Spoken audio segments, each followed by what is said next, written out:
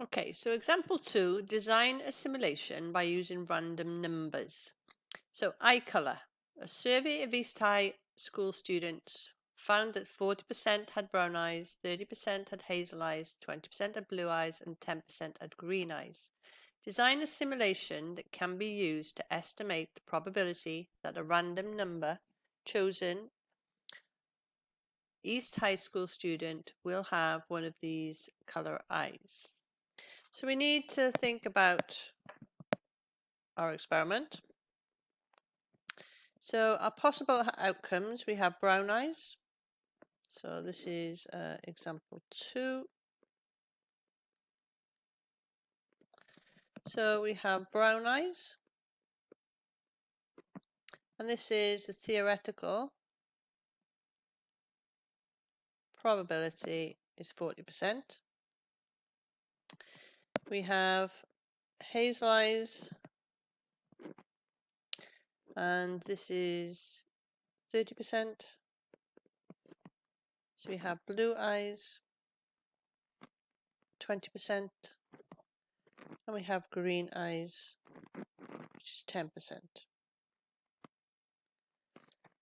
So if we were going to carry out some trials, we need to choose what numbers we're going to use, because we're going to use a number generator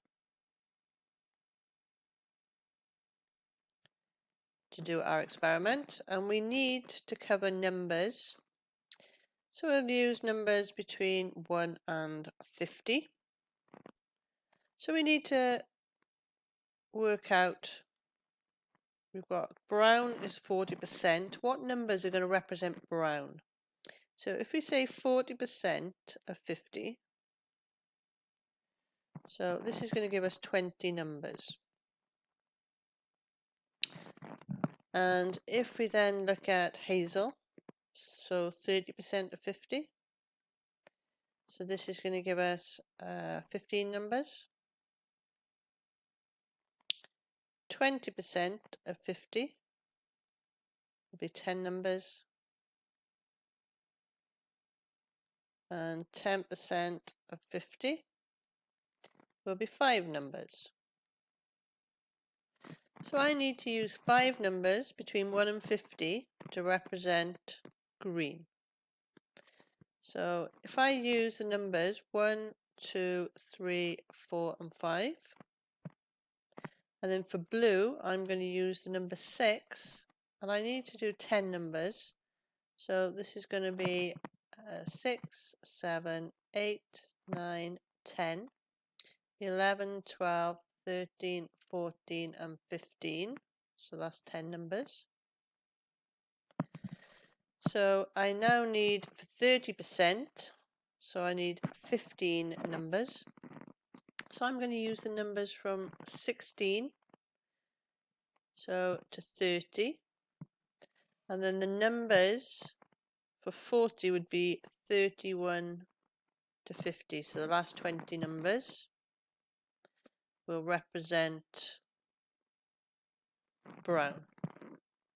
So I can use a number generator. So I'm going to use number generator on a calculator. So I should write random number generator on a calculator. Now there's other methods you can use, such as lists. You could put a lottery machine with numbered balls from 1 to 50, and you could pull those out. You could have numbers in a bag and you pull those out. So you could have a spinner with numbers 1 to 50. So we're going to show you how to use a calculator. So here's my calculator. So 2 methods. So first one, so we'll look at using the number generator. So first of all, I'm going to do shift and setup, and I'm going to, so shift and setup, let's go back, cancel. So there's my menu. So shift and my menu, and I want input output mode, so number 1, and I'm going to change this to number 4 for line decimal. So this works on most calculators. So shift And down here, where the point is, you've got random. So we're going to click that, and this gives us a random number. Now if I click this, this gives me numbers, okay, in 3 decimal places. So this will give me numbers.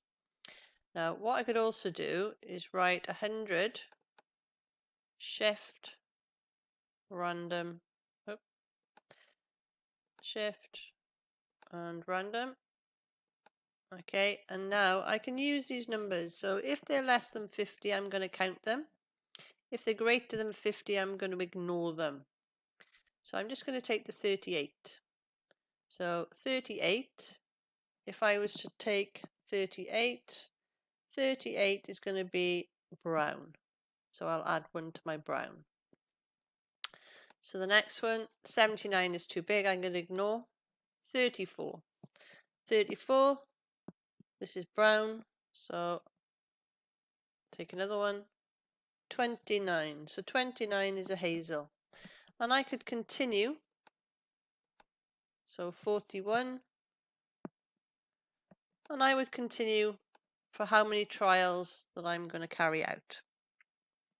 So I can decide. So it would be sensible to do at least 30, maybe 40 or 50, so it's accurate. But we're going to generate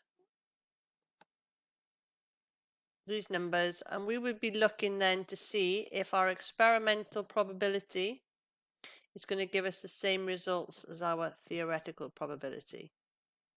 Now it's only going to be an estimate, so it may not be exact. Now if you have the class whiz, I'm also going to show you how you can use a spreadsheet. So I'm just going to reset my calculator. So on our menu we have different options, and option 8 is spreadsheets.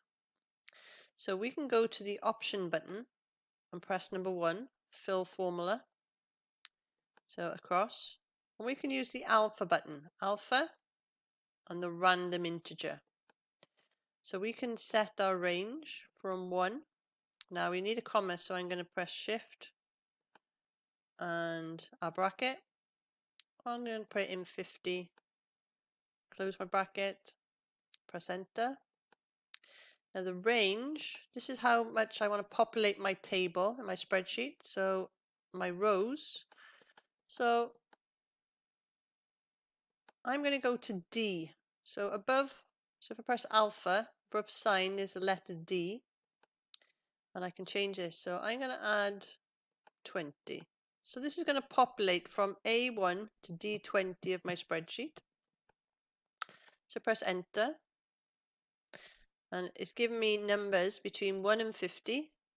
So I've got 29, 12, 29, 30, 12, 47, 39, 22, and it continues, and I can go down.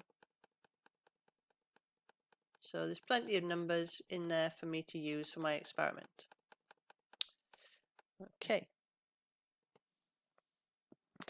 So we're using a number generator.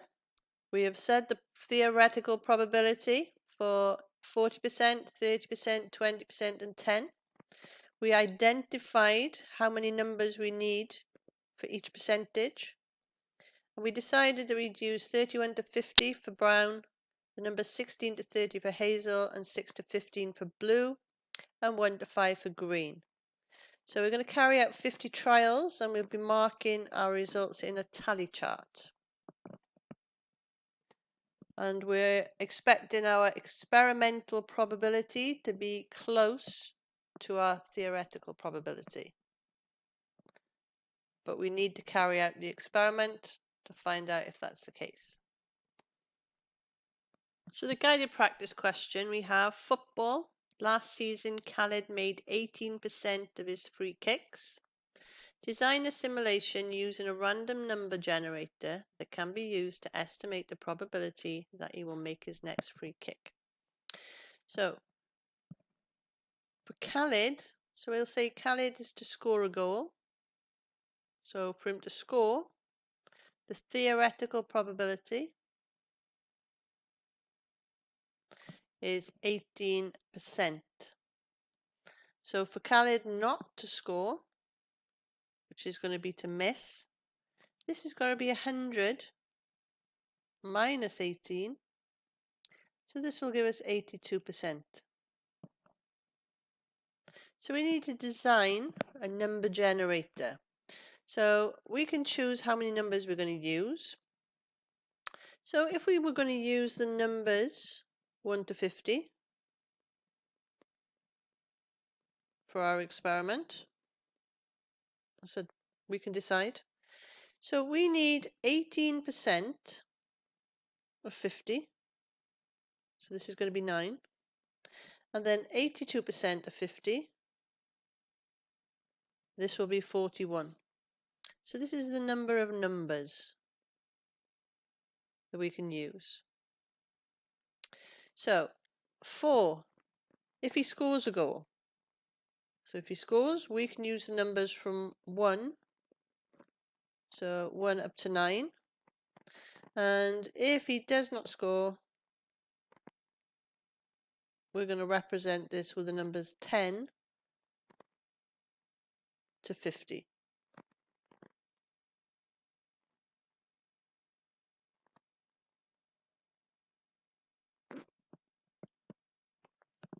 So we can use the calculator to generate random numbers.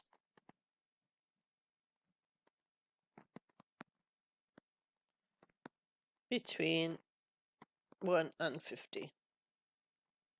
So we can use the random int, or if we're using a different calculator, we can say the random hashtag.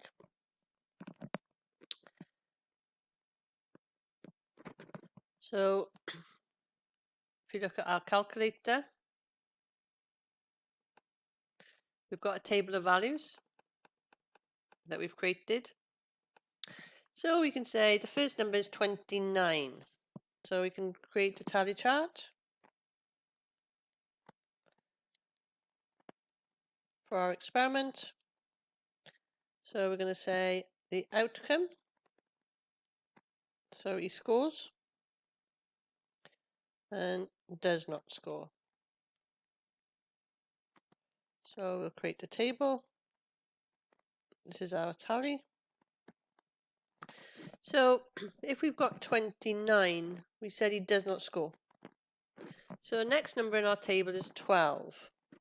So looking at 12 does not score. So third number, fourth number, 5th, 6th, 7th, 8th, 9th, 10th, 11th, 12th, 13th number. So that's 1, 2, 3, 4, 5, 6, 7, 8, 9, 10, 11, 12, 13. He doesn't score. And then he scores. So he doesn't score, and then he scores again. So we can go through our table. And then 16 doesn't score, and then he scores. So 43, 1, 2, 3, 4, 5, 6. 6. So 1, 2, 3, 4, 5, 6. He doesn't score, then he scores. He's get 9. 1, 2, 3, 4, 5, 6, 7, 8, 9, 10. So another 10. 1, 2, 3, 4, 5, 6, 7, 8, 9, 10. And then he scores. So we can continue our experiment. So we've done until we've done 50 trials, and we can compare our percentages to see if they are close to our theoretical percentage. Okay, so I'm just continuing with this. So the next 3 numbers, we've got scores, doesn't score.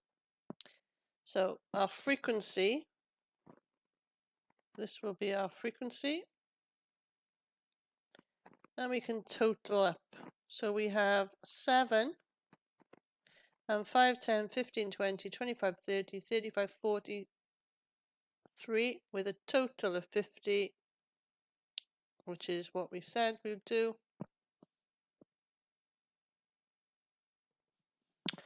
So if we compare, so this is going to be our experimental probability.